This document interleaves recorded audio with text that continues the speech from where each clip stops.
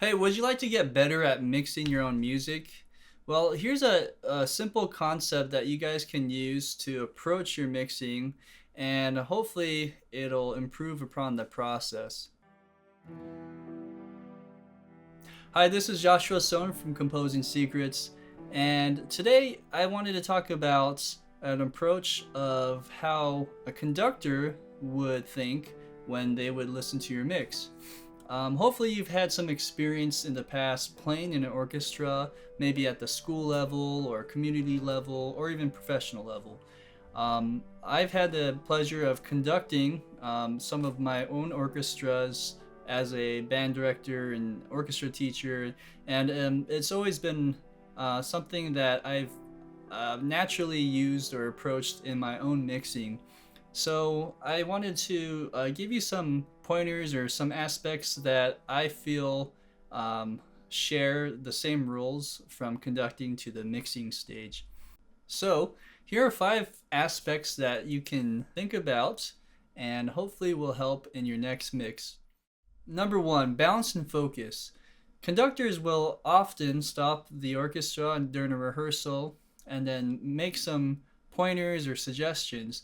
A lot of times they may say, "Oh, clarinets, you're too loud here," or "Brass, you're way too loud there." And the reason is because it's overpowering the rest of the orchestra.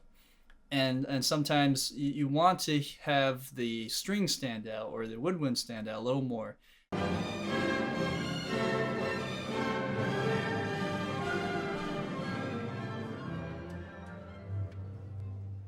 Gleich steht fortissimo, aber bitte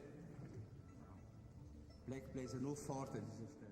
It's the mixing engineer's job to also think about what is most important in these key moments. And sometimes things have to be more in the background, sometimes things have to be more in the foreground. And you use combinations of faders, automation, panning, EQ, compression, and the delay reverbs to shape that out. The second point is tonal balancing. When you are thinking about a balance of your mix in terms of if it's too top heavy, bottom heavy, mid heavy, even, you need to think like a mastering engineer and use a mastering EQ on the master bus to adjust those frequencies.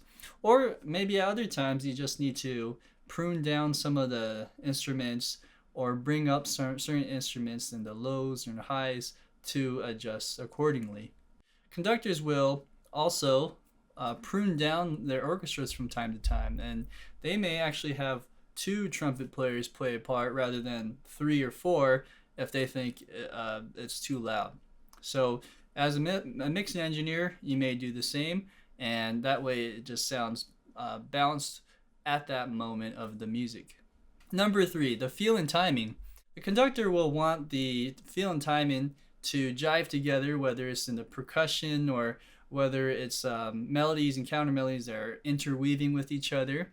So if something doesn't sound right, the conductor will stop the orchestra, maybe solo A and B certain parts together, and then assess and make changes. Well, as a mixing engineer, you do that all the time.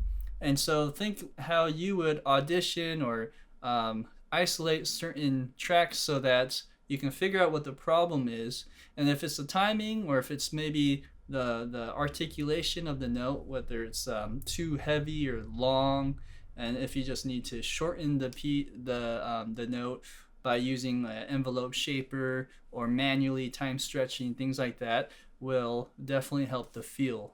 All right, number 4 would be dynamics. Dynamics is huge in any type of music. When an orchestra is conducting a symphony, they're gonna figure out where are the high points and the low points of the music, and everything in between is a journey to get there.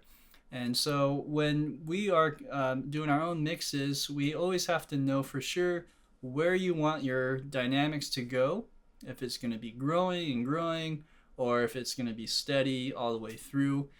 These are the choices you have to make early on, and then any actions you make will support that.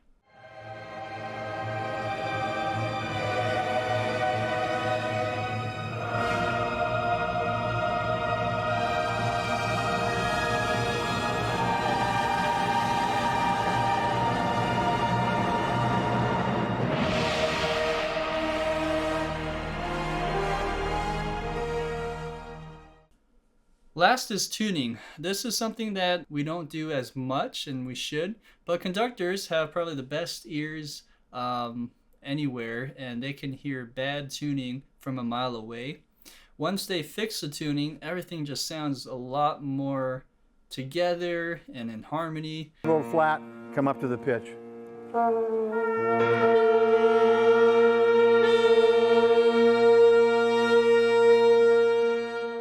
Now, as a mixer, it's also important for us to hear the different sounds. And if you're actually working inside the box with samples, then this is especially important. So, as a side note, if you're working with multiple libraries and you're stacking and layering them together, chances are they're not going to be in tune. And the more you do that, the more at risk you are to not be able to have them in the pocket, in harmonizing 100%. So it's important that we can also pick out those little moments and actually go into the note and tune them up. Cubase has a very cool program or tool called Very Audio, which you can actually go and double click on, and it'll open up the track, the audio track, and you can actually pitch down and up the individual notes. This works well when you can print out the notes individually, not so much when you actually print them in stems and they're already multiple parts inside the audio track. However, there are other plugins out there that may be able to help, and you can try using Melody and things like that as an alternative. However, nothing substitutes the real thing of training your ears. So I encourage you guys to go out there and watch some live orchestras play, listen to a lot of classical recordings, and learn about just intonation.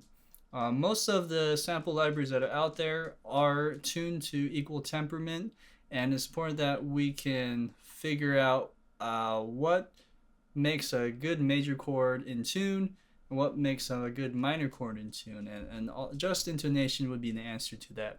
So I hope that helps. Thinking about how a conductor would approach their music and how they would rehearse something is a very good analogy to the mixing side, I think, and I hope that helps you with your own mix in the future. So please hit that subscribe button if you haven't already. Hit the like button if you think you learned something new today. Till next time, this is Joshua Sohn. See you later.